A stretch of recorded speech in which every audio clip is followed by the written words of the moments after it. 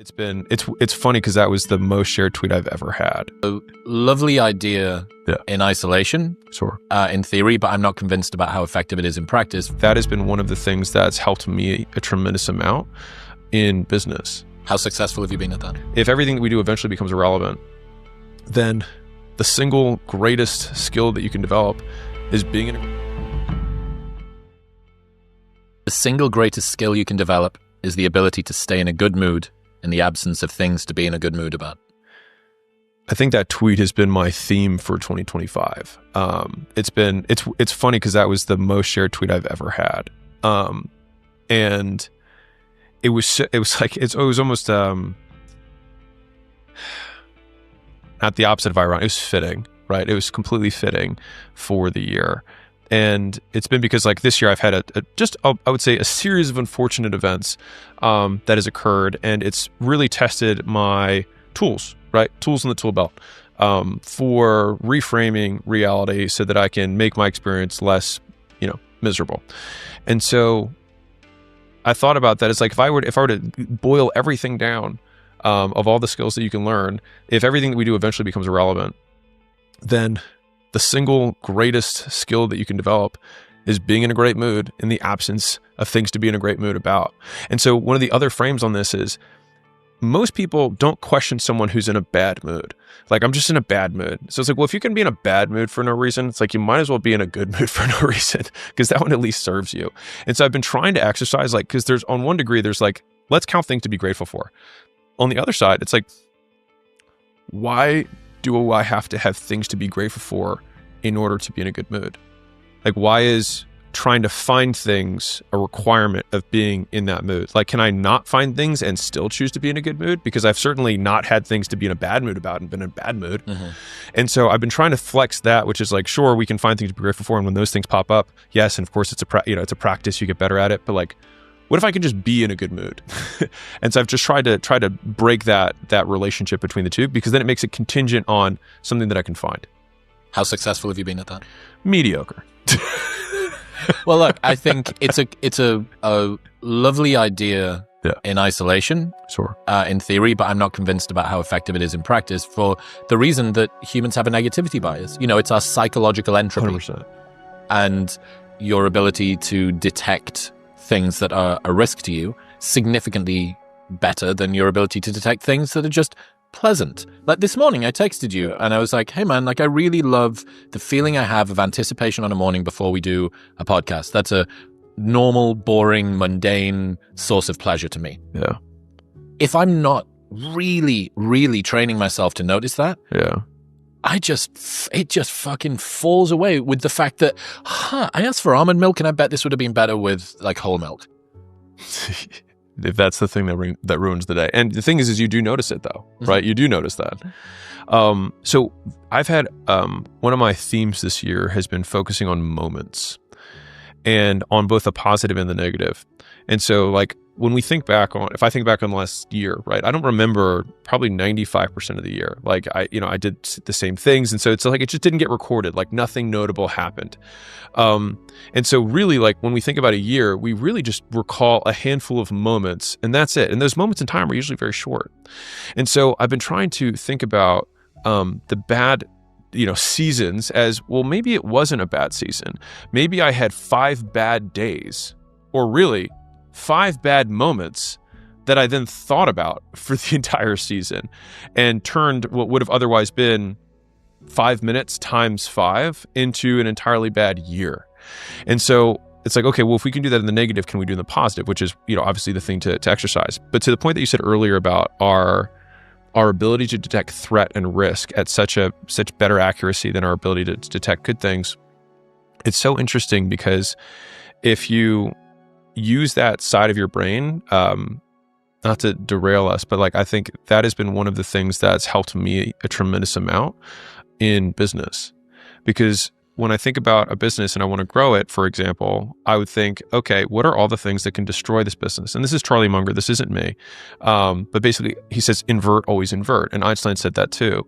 And it's because like you get to use this way stronger horsepower engine of like, how do I grow my business? That's you can obviously think that way, but the alternative would be like, how would I absolutely destroy this business in the fewest possible moves?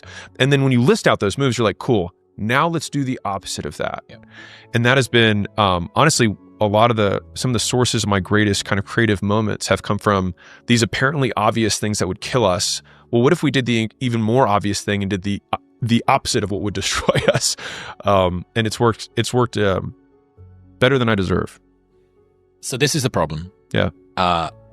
You can be rewarded professionally for focusing on things that you do not want to focus on personally. And Ryan Long taught me this.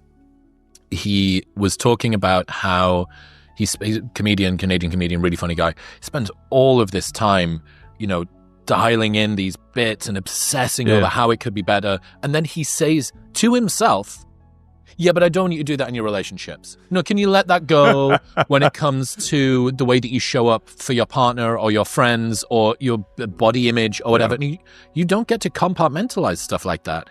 And it is a very unfortunate irony of the world that the skill set you often need to become successful in business is the one you need to get rid of to be happy in your life. Yes.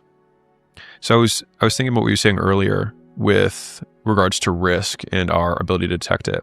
So the other part of that that's been really interesting is we also, not only do we detect more threats, we also overemphasize how catastrophic they could be. And the converse of that is we rarely identify the upside. And when we do, we typically underestimate the upside. And I think this is something that a lot of people don't talk about as much. Obviously, I always have a business, hat on, literally. But I think about this because I think this is where, like, you said at the very beginning that people complain because they cannot accurately view reality.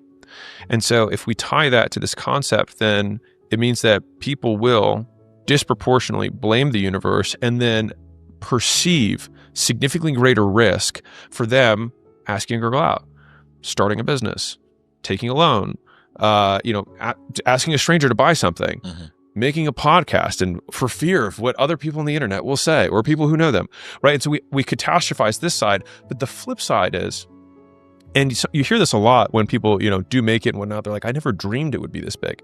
Now, some people are obsessive and like absolutely have thought through everything. I fall more on that side. But on the other hand, though, a lot of people do get there and they're like, I never thought it was going to be this big. And it's because we typically just underemphasize the upside, which is where, from the business perspective, it's like that's where the alpha is. That's where the outperformance exists, where most people think, hey, this bet, it could go to zero. And you're like, I don't think it's going to go to zero. But even if it did go to zero, I have a 10x here. And so if I have a 50% shot at a 10x and the other 50 is zero, I should take that shot every single time, knowing that I'm going to be wrong half the time. It still makes sense to take. And so I think people are not good at making those risk-adjusted return bets, obviously financially, but even in the very micro aspect of our lives. And so we talked earlier about the cosmic irrelevance and the frame of the veteran, but there's a third frame that I think about a lot, which is, I call it play it out. And so it's like, let's sit in there, because again, fear exists in the vague, not in the specific. And in the resistance. Yes. And so like when we have these specificities of like, okay, I'm going to start I can't start a podcast. Like, okay, it's this big vague thing, but no, like, let's play it out. Like, let's see what actually would happen. So I'm going to upload something and then people don't listen to it. Okay, well, they didn't listen to it. Okay, well, then that's not a problem. Okay, let's see tons of people listen to it, which I don't know how that magically happens, but let's say tons of people listen to it and they all hate it. Okay. Immediately you have this anxiety that we're no, but let's play it out. Like, what happens next? It's like, okay, is it going to change what I eat? Is it going to change where I sleep? Okay, let's say I all of a sudden I lose all the money that I have. It's like, okay, well, I probably have a bunch of people that if I really needed to sleep on their couch or in a spare bedroom, I could do that. Okay, so I'm not really going to be homeless. And if I really didn't have enough money for food, I can go to a homeless shelter and get food, right? So it's like, wait, so my worst case scenario is like, I have shelter and I have food and I'm still breathing air. So that's the downside. And so there's this catastrophizing that because our brains are meant to keep us alive. We literally think if we fail, we die. Like everyone will ostracize us from the group and we will be alone and die. Yep. And so just actually playing it out, not one step, but like 2 more steps after that, you're like, okay, so my actual downside risk is nothing, but my upside is everything I've wanted. And even if I'm at 50% off on that, it's still worth the shot.